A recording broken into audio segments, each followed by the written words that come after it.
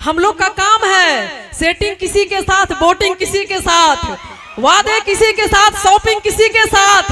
हाँ, मैं खेलती हूँ क्रिकेट की तरह मोहब्बत का खेल, बॉलिंग किसी के साथ तो बैटिंग किसी के साथ। इन्होंने सब पढ़ाई किया है मगर प्यार मोहब्बत की ऐसी कहानी है। पढ़ाई कोले बने के आज ले चढ़ाई नहीं की कोई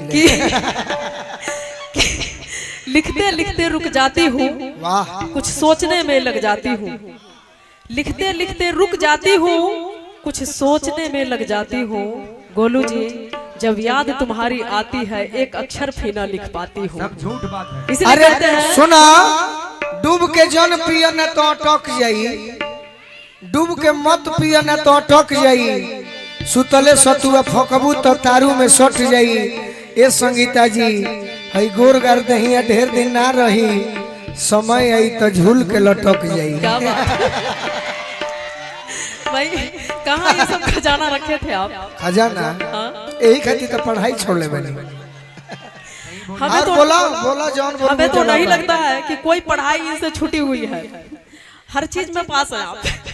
ना ना, एगो में पास नहीं थे, पास कर देबो काहे है भाई।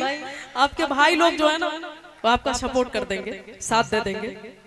और जितने आपके भैया लोग हैं उन लोग के लिए मैं दो शब्द कहना चाहती हूँ, सुनिएगा।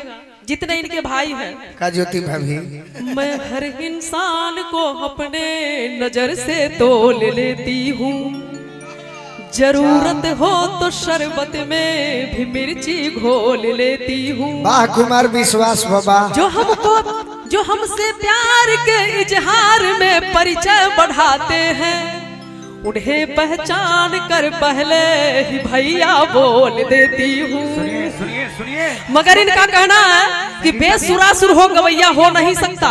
मैं अब दब रहा हूँ, इधर आइए। बेसुरासुर हो गवैया हो नहीं सकता, डरे जो डूबने से वो खेवैया हो नहीं सकता। इनका कहना है कि ऐ संगीता मैं सब जानता हूँ, इतना है, सुनिए सुनिए, इतना है जननी हो, जे करा